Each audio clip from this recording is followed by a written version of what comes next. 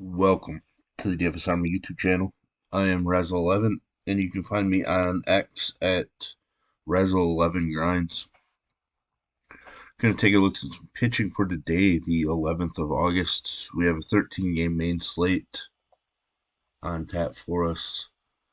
Going to try to take a look at our weather station, see if it's been updated yet this morning. We do have some nice options at the top. Bringing up weather station on the other monitor. Hasn't been updated yet, so we'll have to pay attention to some weather later today. So let's just dig in with the games themselves. Corbin Burns at the top, a minus 170 road favorite here. Been really solid. Ks have come down since his back-to-back double-digit K performance games. Walks have come up. Obviously, a little worrisome there. He did get an extra day of rest as well. Being at 11-2, it's a little annoying. But he's certainly somebody that's capable of putting up a dominant performance, especially against a White Sox team that's underachieving, giving up. I'm not really sure how to describe them. Really just needs to avoid Luis Robert at this point. Blake Snell, a minus 165 favorite, taking on the D-backs. Fantasy point wise has been worse on the road. K rate wise, far worse, higher walk rate. Just hasn't been picking up the W's. Obviously, if he picked up a few more W's, he'd be very similar in home road fantasy points. Coming off a decent start against the Dodgers, he's thrown over 100 pitches per start in 4 straight, and 7 of 8. The issue is like that he's maxing out then at 6 innings. Obviously, walks are just way up. It's a huge issue. The D-backs are struggling, have been much of the second half. I think Snell has plenty of upside. I actually would put him above Corbin Burns right now for upside talk for my GPPs. Cheaper, and I just think he has, if everything comes together correctly, I think his ceiling is slightly above Corbin Burns. Now I would put him in the far more volatile category, but we're building for upside. I think both guys are obviously perfectly fine. Luis Castillo pitching at home where he has been much stronger, Ks, etc. Coming off of an atrocious start against the Angels. He's taking on a difficult Baltimore squad, but he is a minus 135 favorite in a game of with a total of just 8. That's interesting to see. It is the lowest game total on the slate. It's not the greatest of matchups, but there is upside there. So right now he would probably make my pitcher pool, but if it comes to fading some guy at the top here, he's probably going to be the first one that I remove. As I look down the list, I think there's a lot of pitchers that are in play, to be honest. So Castillo just might not make the cut for me based on matchup and everything. But going to Andrew Abbott, I believe he's been rough on the road. His numbers have kind of evened out a little bit. K numbers are better on the road. Walk rate's higher, giving up far more hits. It is definitely a little worrisome. His last 2 starts have not been good. Walks are way up. Strikeouts are down. The Pirates just did a ton of damage against the Braves pitching staff. Cincinnati just a minus 115 road favorite here. I actually think I'm going to put Abbott behind Luis Castillo. So 2 guys that I don't mind playing, but I have a feeling I'm going to end up off of them as the day goes on. Charlie Morton against the Mets. The Mets have treated him pretty roughly this season. and he hasn't been overly sharp his last handful. A lot of walks, not a ton of strikeouts, but he is a minus 178 favorite. Game total is approaching 10, though. I don't think we miss out on a ton if we do go with the fade route on Charlie Morton. So right now I'm going to lean that direction. Uh, you know, these are obviously solid names in this stretch. Um, but, as I dig in more, the reason I look to fade some guys like this is because I feel like we can match their most likely return with some other guys. Um, and then it allows me to take ownership numbers and spread them out to guys that I want more of, that I feel stronger about, so that I can go well overweight on our projected ownership. That's my main goal with my 8-man pool, is being able to go overweight on all 8 guys when possible, which is the majority of the slates. Justin Verlander taking on the Angels, plenty of strikeouts, upside in the Angels lineup. Um, Verlander isn't the strikeout guy this year of previous years, but I do like the upside that he offers in this one. He's a minus 195 home favorite, total of 8.5. So for me, Verlander's more intriguing than the 3 guys here above him. Jose Brios against a hotter Cubs team, but he's been so good at home. Um, he's been strong for a few weeks now, almost over a month. Um, Obviously, didn't quite get the quality start here, but a majority of his starts in the second half have basically been quality starts. Uh, I'm interested.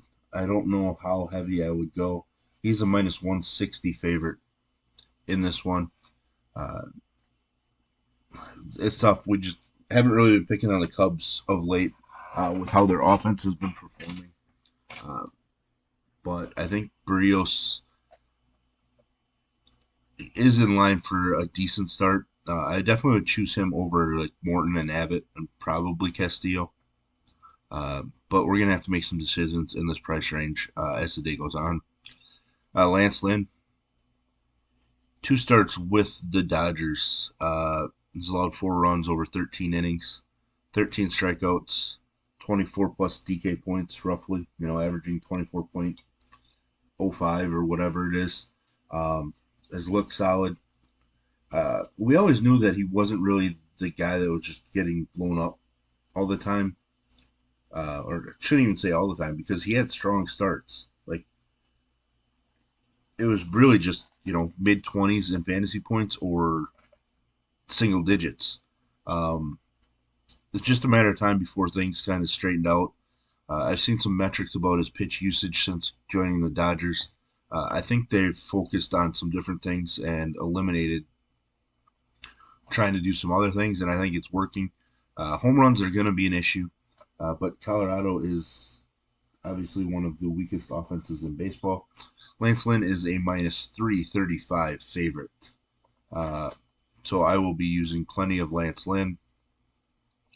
Michael Kopech, I will be using because I pick on the Brewers with pitching. Uh, I've kind of strayed from that recently, and I've made mistakes doing that, thinking that they were just going to suddenly become a potent offense, and that's not the case. Home runs are an issue at home, but strikeouts are there. Look pretty good against Cleveland. Walks obviously were an issue. Walks have been an issue the last couple, and they are just an issue at times. Uh, but we go back to this stretch where he's just rock solid. Uh, that could certainly come up at any point. So I'm definitely interested in Kopech against the Brewers, even if it's against Corbin Burns. Reed Detmers, I'm not really going to be interested in Detmers. Has struggled in 2 starts against the Astros. Struggles on the road. Uh, just not looking to use him against Houston. I do like him as a pitcher. I think he has tremendous upside whenever he figures things out. but I'm just not going to read Detmers. John Gray has been better on the road. Is familiar pitching in San Francisco. He is a minus 120 road favorite here. Just hasn't been sharp for a while. Just over 2 months now. I think it has to do with some injury issues, getting hit with a line drive, etc. Um, I think at some point he's going to have a bounce back start. Was decent last time out. Defense didn't really help him. Um, it's a good spot. Yeah, obviously, the best pitcher's park in baseball. There are some strikeouts in the San Francisco lineup. His last two starts have been back up to 6 strikeouts after being way down. So I kind of like some of the trends here. Um, Problem is they might keep him in the 80 pitch range, 80 to 85. Um, but I think John Gray is certainly an option. Uh, Not one that I'm going to go super heavy on. Chris Sale going to throw about 4 innings today. So for me, that kind of takes him out. I'm just not going to do it. I feel like if we look into some of his previous injury returns throughout his career, we'll have to dig into it. Even to begin the season, he was injured. Um, he does have some rough debuts, if I remember correctly. So it's more of a wait and see with Chris Sale. It is a good matchup, but getting just 4 innings of Chris Sale just does not intrigue me at all. Scooble, Boston is a minus 160 favorite in this game. Scooble has not been strong on the road, but he's only made 2 road starts.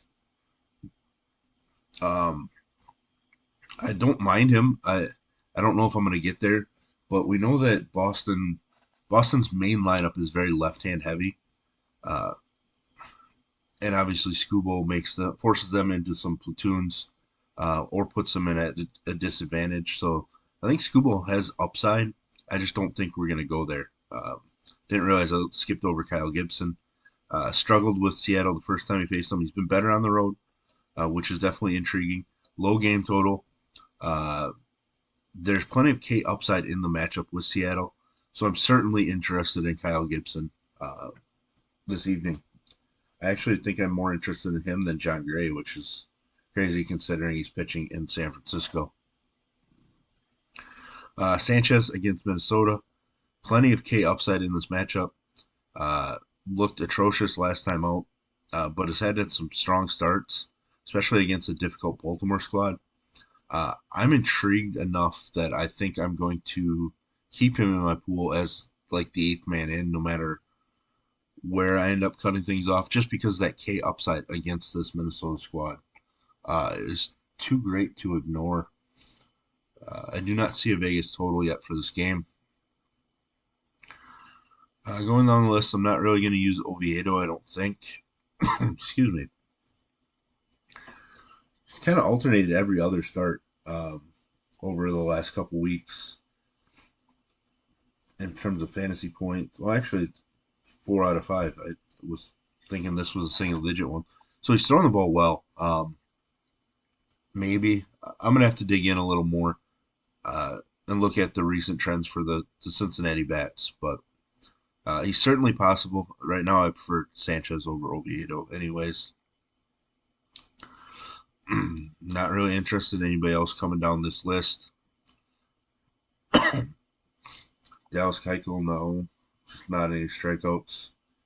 So yeah, there's not nobody really down below. So there we have it. There's kind of the first look at my potential pitching pool for today.